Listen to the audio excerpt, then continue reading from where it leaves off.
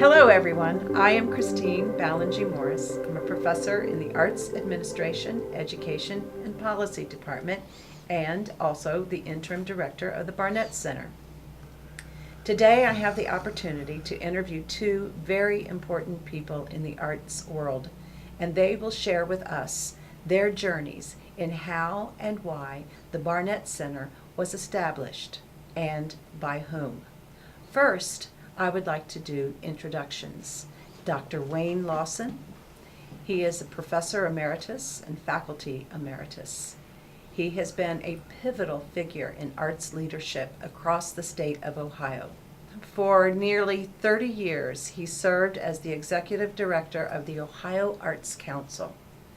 Following his retirement in 2006, he continued his support for the arts by serving as a professor of public policy and arts administration at The Ohio State University, also advising the Greater Columbus Arts Council on strategic initiatives and volunteering on a number of arts and cultural boards.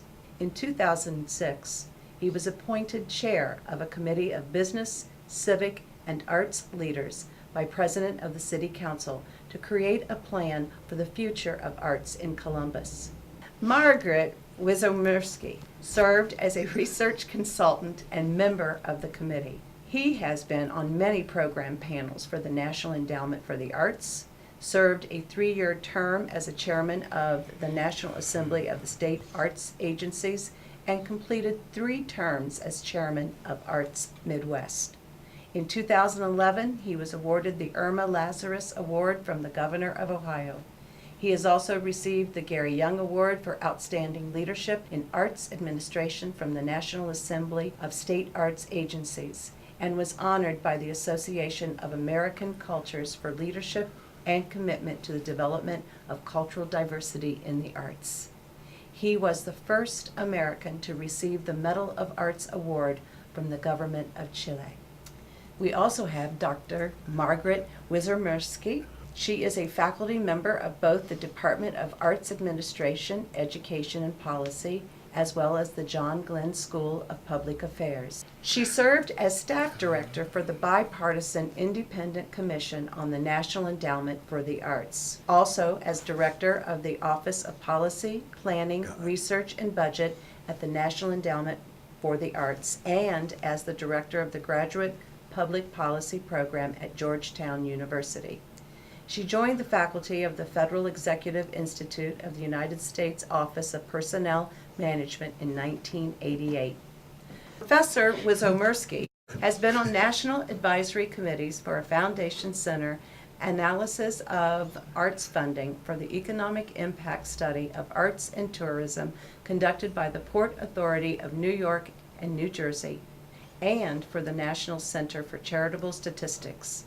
She was a founding member of the Research Advisory Committee of the American Council for the Arts and was chairman of the steering committee for the 1997 American Assembly on the Arts and the Public Purpose. She was chairman of the Research Task Force of the Center for Arts and Culture in Washington, D.C. Wayne and Margaret, you both, wow, you are very central to the development of the relationship really between Ohio and the arts and the Barnett family and OSU, which leads me to ask, how and why did the Barnetts become involved with OSU and with this department? Funny you should ask that question. Thank you.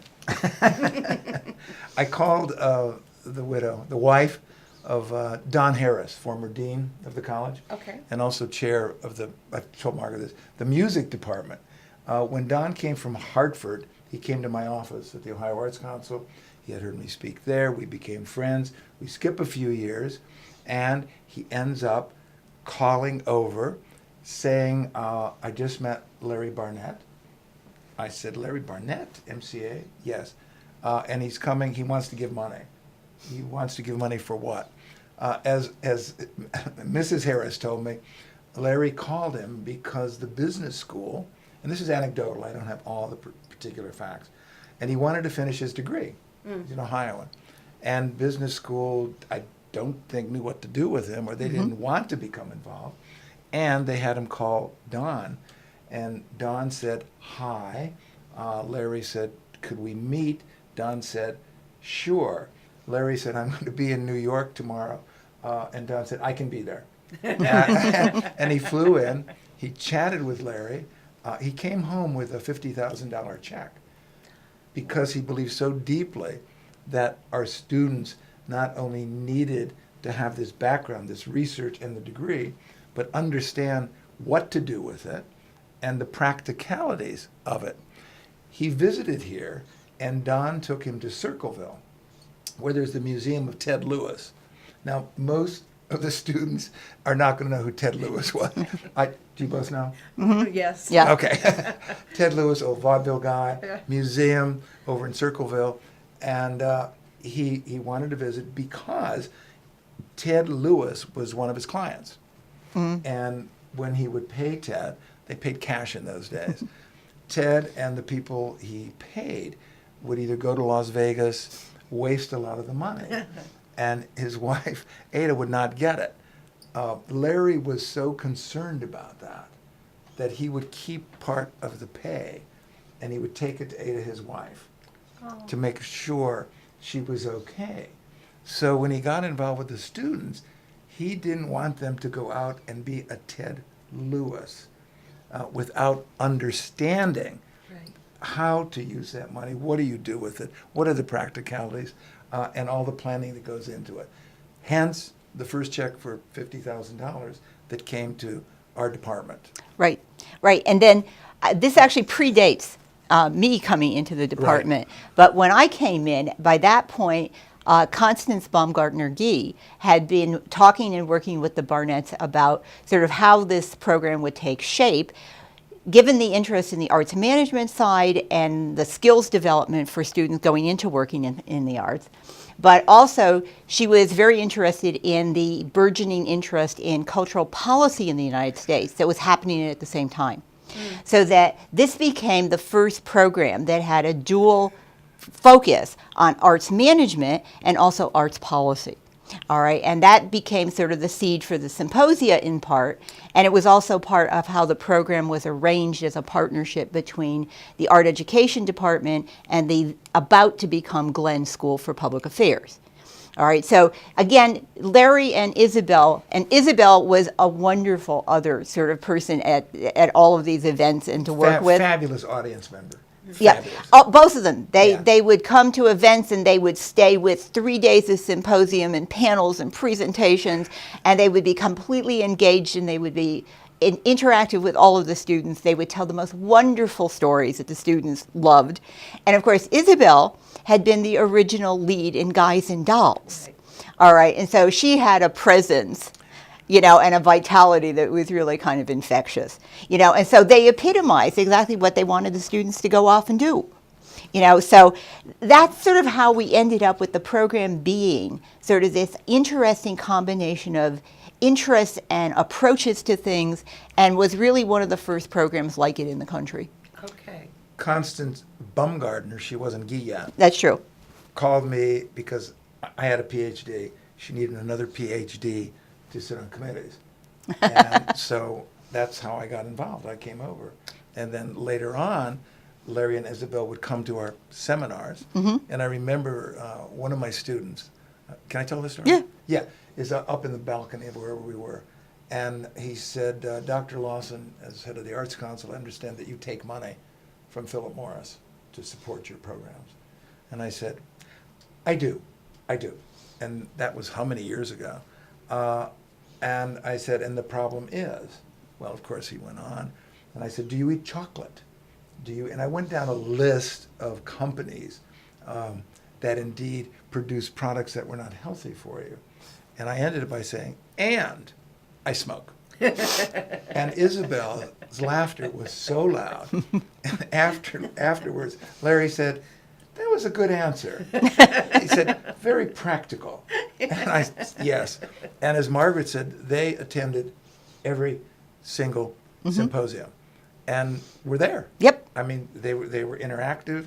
They sat at the tables, discussed, and wow, they were not only professional, but really concerned about students and the future of our students. Right, Well, that's the truth. They Yeah. they were. I attended those early ones as well. Well, all of them since we've had them, but I remember that. So the symposium was the first program that we had.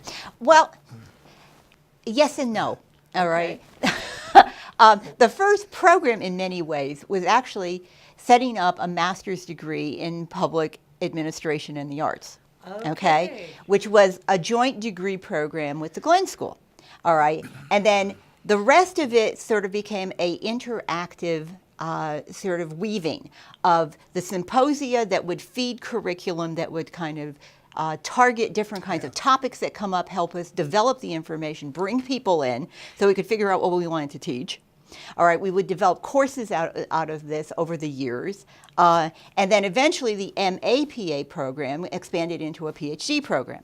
All right, at the same time, you had the symposium ongoing. So there was this interaction between programs bringing in outsiders and a bigger view of the world and the curriculum on campus. And as one of the themes that always worked through the program was this notion of there's practice, there's research, and there's policy. What she's missing is the interaction of Wayne Lawson and Margaret with Mercer. We lived that interaction. No, we did. We lived that interaction. Huh? Margaret would give me the facts. I would say thank you, and on we went. And when we used to co-teach a lot, and it would be the Wayne and Margaret show. All right, because Wayne would say, "Let me tell you about a program or a policy, a program or a project I'm doing," and I would listen and I go, "Wayne, that's a great example," and I'd give him a concept and a theory and kind of say, "That's what we've been talking about," and then he would do the reverse, and I would say something theoretical or conceptual, and he'd go, "Let me tell you what Margaret's really talking about in real life." Yeah, it was translated. So she'd say, and I'd go. Yes, and that's one thing I learned. Never turn your back on Wayne in a class because he's making faces. You were good. You were good. But that's a fine example, not to use your line, but that's a fine example though of what the Barnetts were talking about. From Exactly, absolutely exactly. original moment. Bingo. Yes. Yeah, Absolutely, yeah, that's yeah. fantastic. So I didn't know that the program, our first academic program, was actually the first thing that really came along, and then the symposium. What's been the impact of the symposium? Well, when we talk about the symposium, okay, we're actually talking about things that have been ongoing now for 35 years. Yeah. The first program was in 1993, and it was a single keynote speaker, Harold Williams from the Getty Trust Yes. at that point. All right. And then since then, we've had 12 symposium. They have ranged from being 3-day-long marathons Right. to being kind of day-long intense sessions. We've covered a lot of different kinds of issues that, again, epitomize why we're trying to make students think outside of the box and think in a bigger picture than you typically get in an arts management program. We've had programs, many of them, that talked about suddenly developing a need to do program and performance review and accountability analysis, okay, as people started being concerned about what do you do with money you raise in the arts? What happens with it? Okay. Well, I think also we did them in response to ongoing issues taking place and the changing nature of arts environment. Which one of the big issues was about international cultural relations. Right.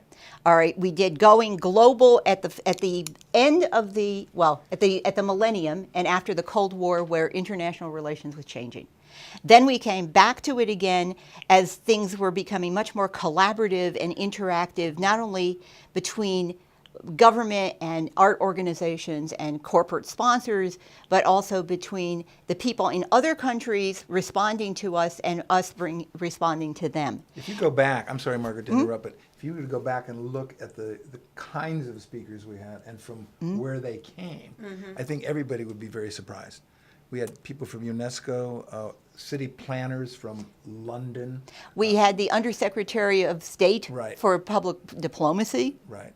We had a number of Chilean dignitaries Right. come up and respond to our We had change? consultants who had brought and sponsored touring programs of the arts in other countries.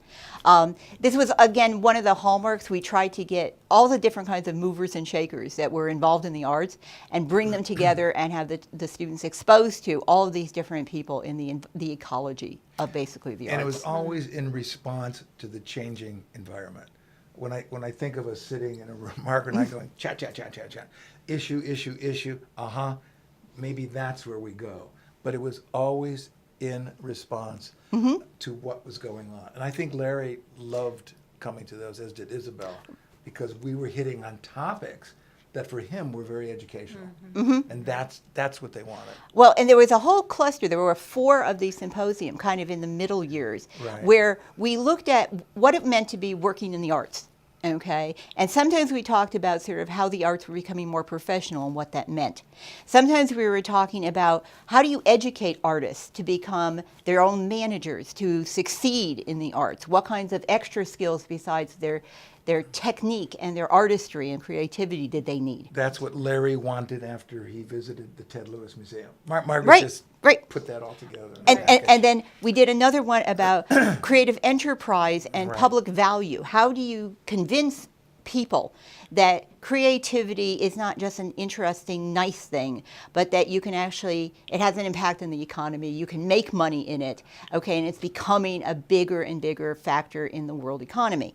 And then we did a kind of show and tell in Columbus about how do artists build portfolio careers. That ended up with a wonderful call from Wayne, okay, with this audience of about 120 people, including parents of students who were studying to become artists. One of whom came up to me after the symposium and said, okay, now I don't feel so bad that my daughter wants to become an artist because you've told me how she can actually make a living at it. All right, but at the end of this, we had a full room, and Wayne gets up and he calls for the entire room to turn around, face the camera, and wave at Larry and Isabel and say thank you, and they all did.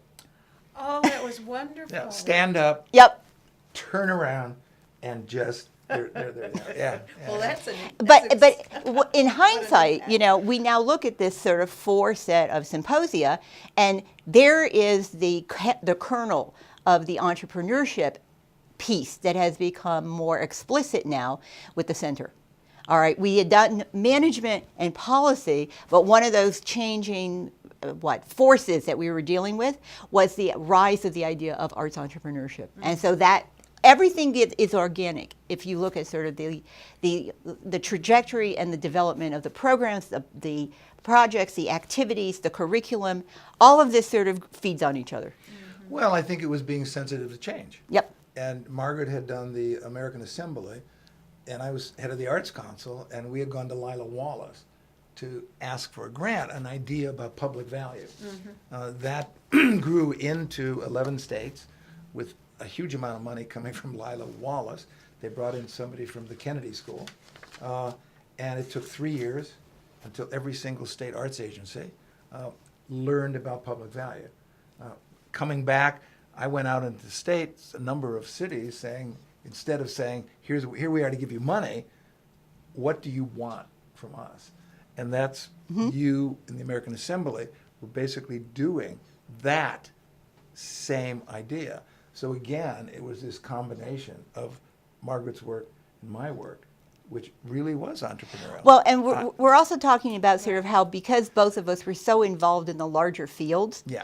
we could take ideas, we could take sort of techniques, okay? I mean, a lot of the symposia is informed by our examples in the American Assembly, which does this on all kinds of issues, has done it since 1953, convened people on an issue of current concern, tried to put together the best minds around to talk about it with the practitioners, with the policymakers, with the foundation funders, and sort of come out with a synthesis of where are we? What can we do about this? What do we want to do about this?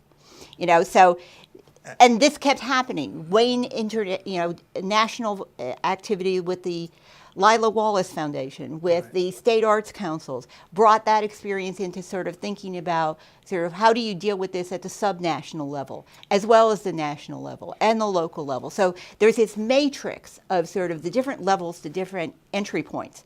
for thinking about arts management and cultural policy? Well, and what was being brought to us too, we asked, were people on the local level, like the Greater Columbus Art, regionally, David Freyer at Arts Midwest, and what he was doing in China, and monitoring what he had done. I started to do programs in Chile, mainly because I had done international programs in 5 countries when I was head of the Arts Council. And we started a comparative arts policy discussions in emerging democracies. It was Pinochet was still alive, but it was post-Pinochet. Okay. Out of that, we have a number of students who became involved in using their trip and their experience in their dissertations and in their master's thesis. So there was proof that this program was working. Right. You know, here was a product in this particular kind of programming.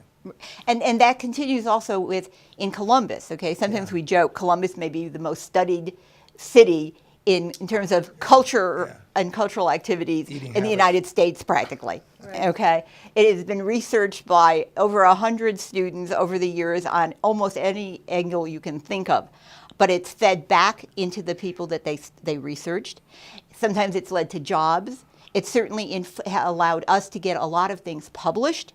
They have published all kinds of vignettes and sort of case studies about Columbus. So Columbus has been kind of a laboratory and a very good host place to sort of explore these questions. Isn't that wonderful? I mean, that's an excellent impact, I think, that it's had. In talking about the students, I'm curious about when did the Barnett Fellows come into play in our program? When year did was that that? happen? And what were the expectations of something like the Fellows? 2003, 5? Probably around 5. 2005. Right. And it started before the degree was official. Right. All right. Okay. And we had Don Colleen, Right? who had Getty. done work with Getty, had done his dissertation here as a art education student. That's right. And he was the one who straddled sort of arts management, arts policy, and so he became the first PhD, the first fellow, okay? And for years, he was always kind of one of the people that the Barnetts looked forward to meeting and finding out what he was doing. Wow. And he worked on some projects at the department as well. So he was, again, very typical kind of alumni. But from one, they would come back year after year and kind of go, well, that seems to be really working. Can you use support for another student? So we'd add another fellowship. And then this grew until there were 5. Right. All right. And then at some point we kind of said, well, 4 for sort of 2-year fellowship awards makes a lot of sense, but there's another problem we're discovering. And that's that the PhD students at the very end of their career need a little bit of support to finish writing, graduate, and get launched.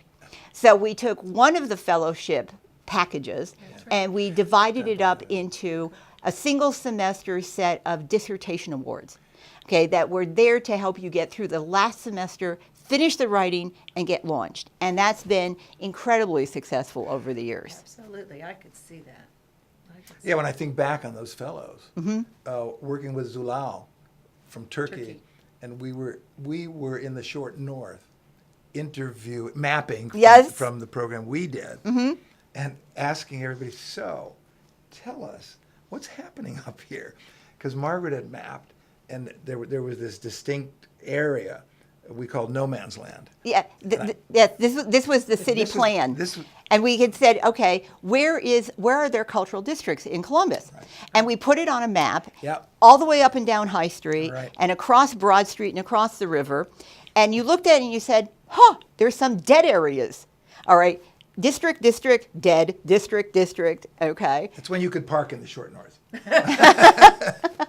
Right, but suddenly visualizing, Yeah. which introduces one of those other things, okay? Everybody knows that Margaret will ask you to visualize your ideas, okay? Put them on a map, make them a figure, do a diagram, give me a cartoon, okay? It's a circle, it's a stool, 3-legged. I can go through this and pick It's a out. vortex.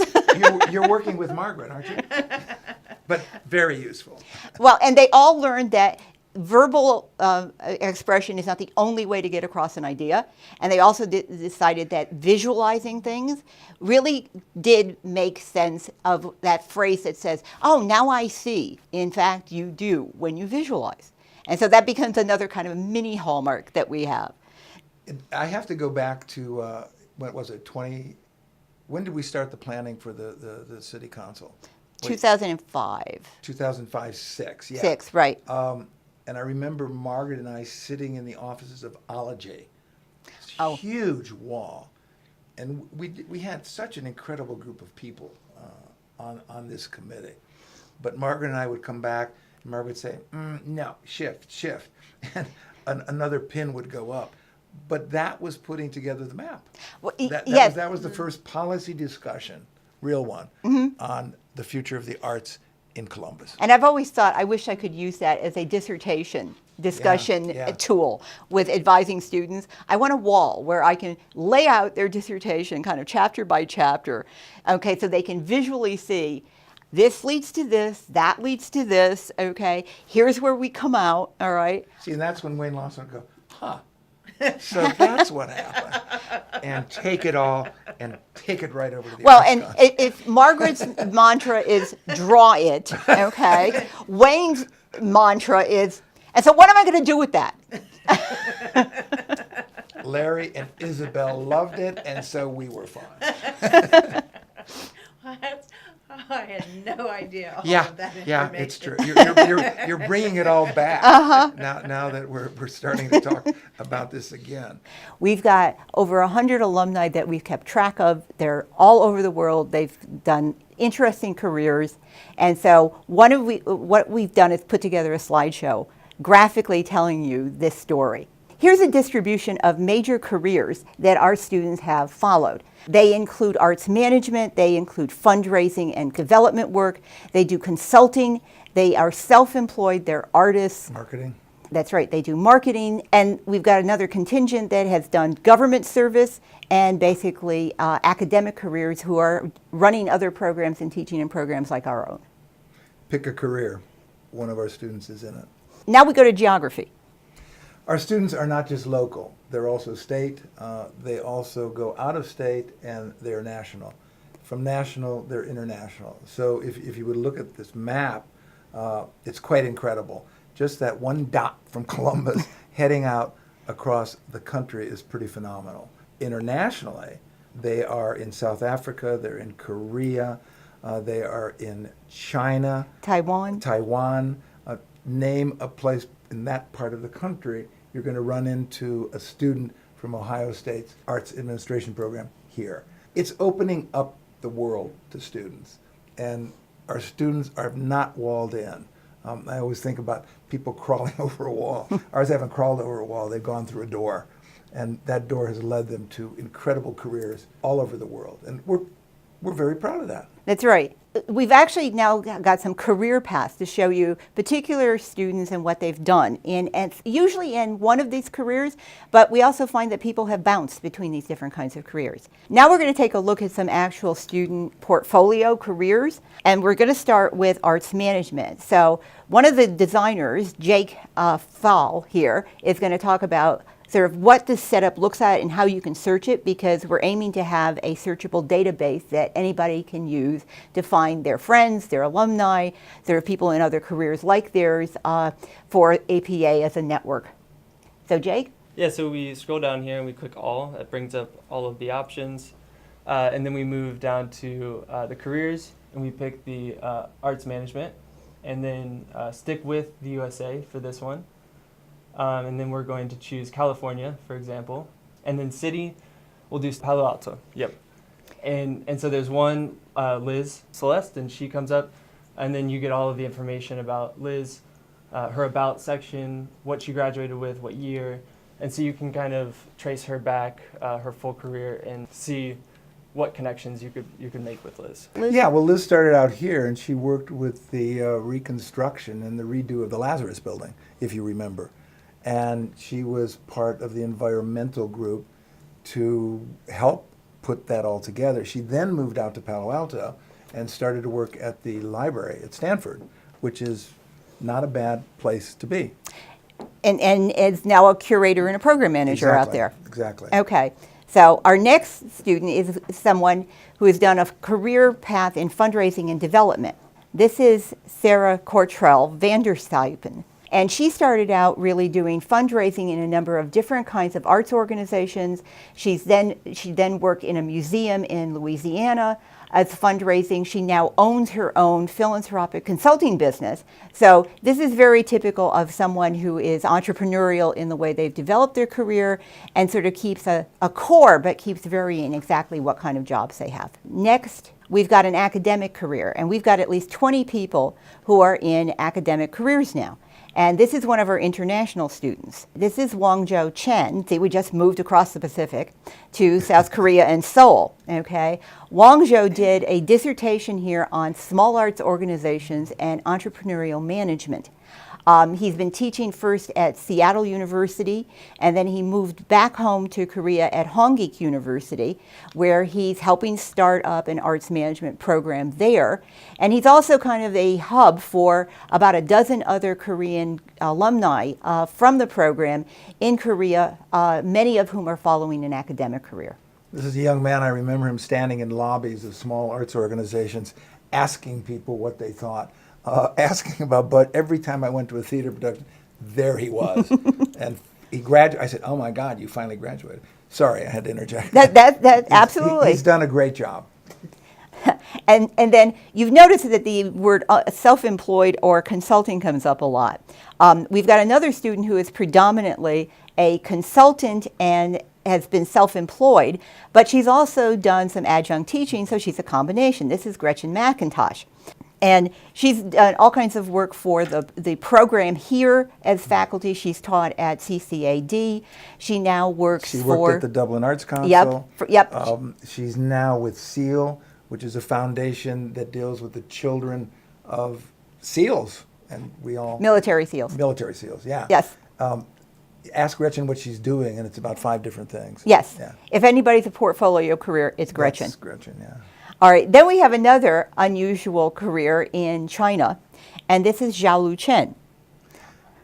American name, Jake, as I remember him. Jake started out with an unusual combination of arts organizations in Beijing. Visiting him there, he took us into these incredible exhibitions, very contemporary, very on the edge, as you can see. Yes, this is his modern art gallery look. Right. The next visit over, Jake, what are you doing? I left. Then he worked for a art market business. Yes. Then he became a financial manager Right. for major construction projects of performing arts centers Right. across China. Now he owns his own, he's one of the founders of his own art market business where he advises corporations on buying public art, and he also sells contemporary Chinese art online in a virtual gallery. When you see entrepreneurship, there should be a big picture of Jake underneath.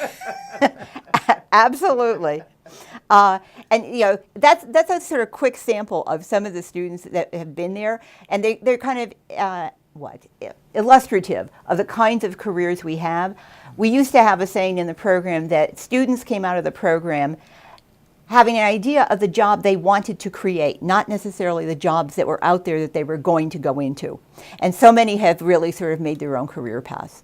And we said earlier, it's local, it's state, it's national, and international. And just to make the point, okay, our wonderful designers of this interactive video and material are Malu Mazzarato, all right, who is in the BAM undergraduate program, and her colleague, Jake Fall, who is a graduate of the architecture program here at OSU, and they have just started their own graphic design, creative visualization business. Get their names down. You might need them in the very near future. That's all I'm going to say. They're ready. Right. So a quick tour of where in the world are APA alumni. And all of this is also a great tribute to the support of Larry and Isabel Barnett and the children and the grandchildren they have created. I think Larry and Isabel, if they had been able to see this, I can see Larry saying, yes, yes, this is what I wanted. This is what he This is his investment in the future. And it's just a great example. That's correct. I wanted to hear from two alumni and their experiences at the university and their professional life. The first is Erin Hoppy. She is the Executive Director of VSA Ohio. VSA Ohio is committed to providing excellent experiences, engaging the broadest possible audience, and breaking down barriers to participation. As Erin has stated, quote, "This art will challenge your notion of disabilities. We hope it inspires your own creativity and acts of inclusion." Erin has a decade of experience working in the cultural sector as an administrator, researcher, and advocate. She has a master's in cultural policy and arts administration from The Ohio State University. She serves on the advisory board of the Barnett Center. Hi, I'm Erin Hoppy. I'm the Executive Director at VSA Ohio. We work statewide to make the arts and arts education more accessible and inclusive for people with disabilities, and importantly, through support networks. So we do everything from film festivals to visual art exhibits to trainings and conferences to help the field be more prepared to be more accessible for every kind of disability, any kind of disability. I've been to, I think, every Barnett Symposium since 2006. I think what makes the Barnett Symposium different and unique is that it really connects what's happening here to the world.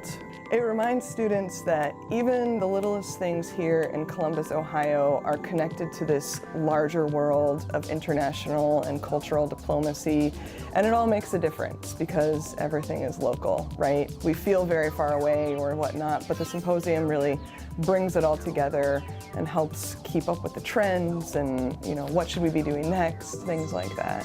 You know, there's so many ideas at a university. Every student has an idea. We all want to know answers to questions, and the Barnett Center and Symposium and program really allow us to explore them, to find those intersections, to find opportunities to make a difference, because I think that's what most of the people in this program want to do, is make a difference for education and for the arts, so that more people are doing that, right? So everybody that learns these things through the department, through the Barnett program, is better prepared to pay it forward, to take their ideas into the community, to partner with maybe unexpected groups, but who are all connected to these same ideas of arts for all and innovation and creativity. And I think the Barnett Symposium and all of that really does foster creativity and foster innovation, and importantly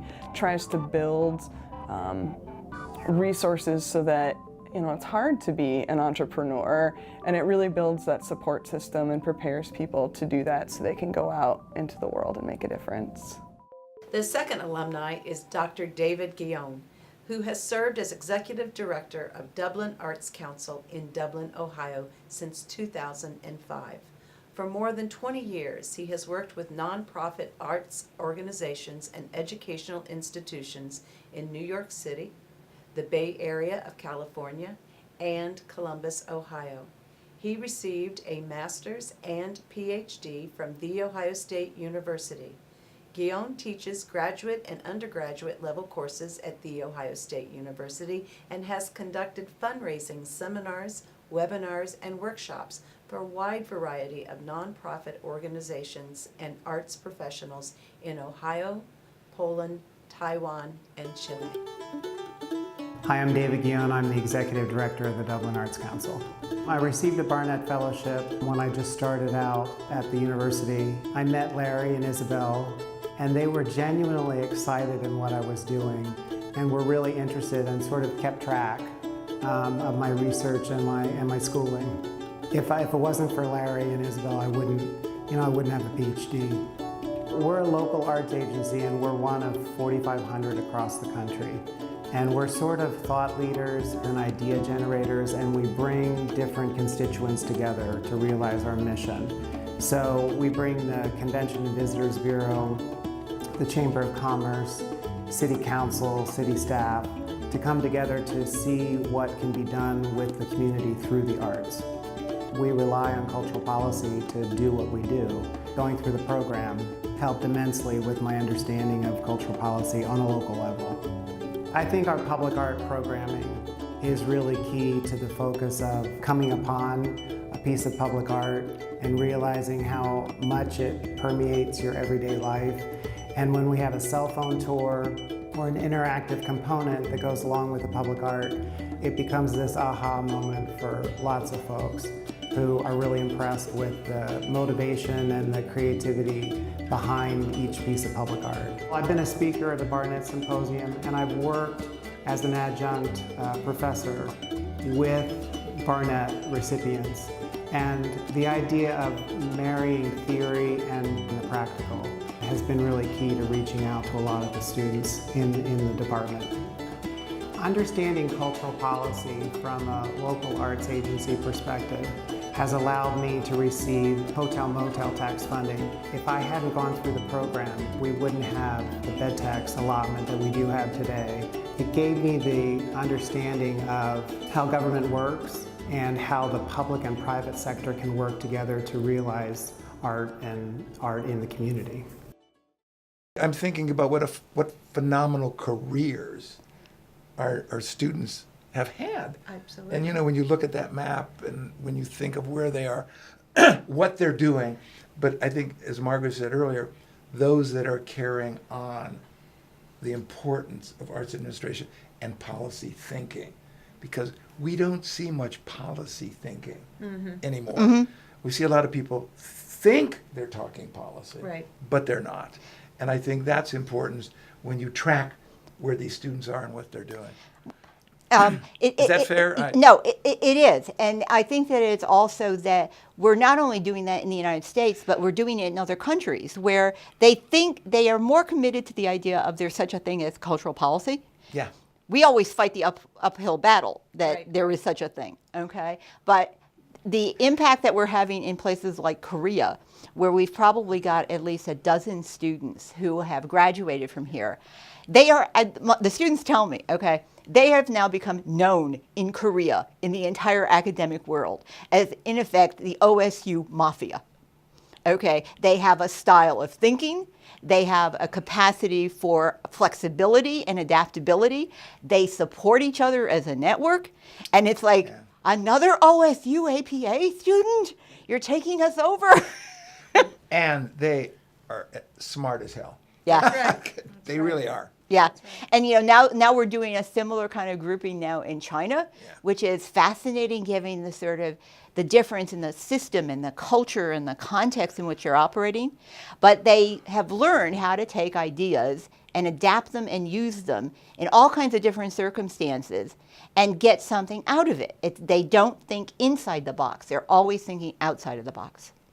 I think it's wonderful, and it reminds me of well, it's connected, I think, to the idea of the next gift that we somewhat received, I think, from the Barnetts, and that was the being able to be funded to be able to begin the Barnett Center. And we're coming up to the 5th year of the Barnett Center and what it's been able to do for the students. And its mission, and I want to kind of remind us of what that mission is in some ways, it's to educate and prepare our students for successful careers in arts and related entrepreneur fields, which you all have been talking about. Exactly. And the center also is to advance and increase students' understandings of the business side of the arts and the worlds of arts management, which is what Wayne, you started off with talking about with the Barnetts, as well as policy and culture, by focusing on the entrepreneurial aspects of the arts, in which we all have stated that parents are very happy that their children are going to learn how to make money. Well, and if I can kind of add to this, Sure. all right, when we talked about programs, okay, there's the addition now of the undergraduate program, the BA in Arts Management. Bam. Bam. BAM, okay, and I actually like to think of it as BAME, okay, which is the BA in Arts Management and Entrepreneurship. Okay. Which again, it's taking a lot of the ideas and the ideas and the projects that we use at the graduate level, bring them down to the undergraduate level, and also capitalizes on all of the community interactions that we've had over the years for research purposes, for internships, for employment, for partnership, and sort of also bring them into the undergraduate experience. So again, we see kind of an organic connection between things that have been doing, expanding into another degree level, having the sponsorship of the center, and then sort of continuing that kind of legacy of program activities.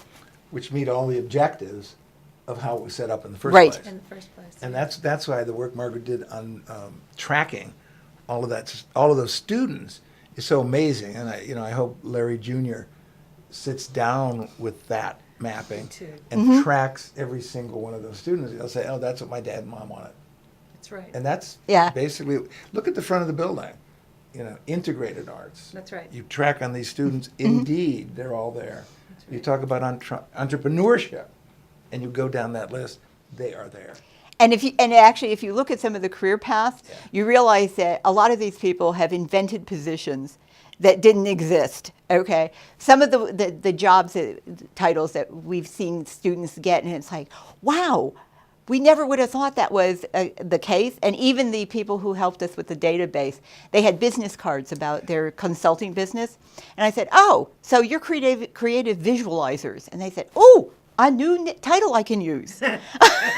Well, look at the number of titles Gretchen McIntosh has had. Yep. Yes. That's true. I know, I'm using that That's as an true. example. That's A lot of the other students, too. Right. If you look at the change in titles. Yeah, that's, Well, what do you think what was the expectation of having the Barnett Center? Is this the expectation? Being able then to almost be kind of a supporting system for all that's been happening for the last Ideally, yeah, it would be a different kind of manifestation of what we've seen in curriculum, what we've seen in symposia, what we've seen in separate projects, but now giving it a central focus and a place that can kind of cultivate this across all these different areas. Excellent. awareness of what's going on out there. So our students can be the first to respond to it. So they can walk out of here with a degree, understand what policy is about, understanding how they can help make the changes that are needed in this environment that's going on. That, I think, is one of the most important aspects. And knowing enough of the different ways people have tried to respond to some of these Right, issues right. so that they're not reinventing the wheel. They're basically rolling the wheel, if you want. They're driving it. They're driving it, that's right. I have learned so much today as far as the Barnett's contribution to our department, as well as the impact that they have had with our students, our curricula, and obviously our community, national and international communities as well. But I wanted to know first, any final thoughts, anything that I might have not asked that you would like to talk about that has an impact on what we've been discussing today. Everything I've done over the last number of years has been to say, are people futurists? And if you look around at any kind of planning that's going on, if you look around cities that are not making it, they're not futurists. Every student that walks out of here with a degree, my hope is they are a futurist. And that takes them right back. They carry on the legacy of the department. They certainly can have a little badge on here that just say, think about Larry and Isabel. There are any number of ways. So you're not just saying, oh yeah, you went to OSU. That's nice. Or you were one Right. of the thousands of people in the stadium. No. We have a smaller group of people. I think my wish is that they all go out and respond to the necessary changes that have to take place in the environment. And to really appreciate sort of what the investment has been, it's not how many alumni we have. No. It's not where they are. It's all of the ripple effect that they have created in the world.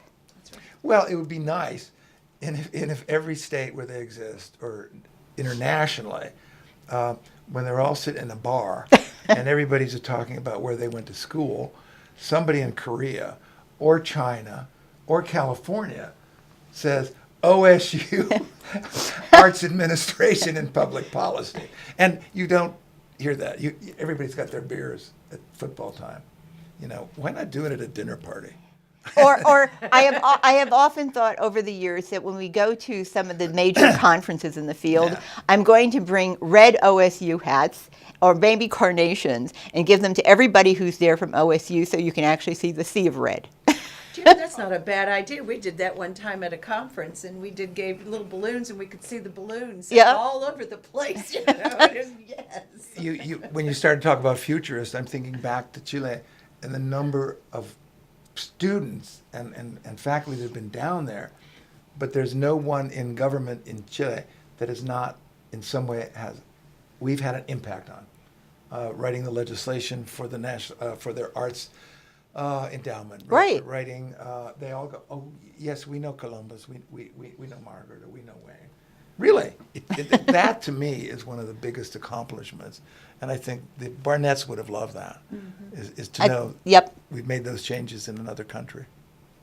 Futurists. Futurists. Well, thank you, Margaret and Wayne, You're for your passion for the arts, but also for your commitment to the arts and to the Ohio State University and to your students. It's powerful. It's powerful. And both of you have had such a huge impact on my life in sitting here and listening to your stories and reliving my time as coming in as an assistant professor, to you sending me to Chile as an artist in resident. Dancer. As dancer, I'm a dancer, and so I was able to dance in that country a couple of times, Yeah. as a matter of fact. So I've had a good time. But I would also like to thank the Barnett family for their continued support and passion for OSU and the arts. We're still here. That's right. And we end with that. Thank you.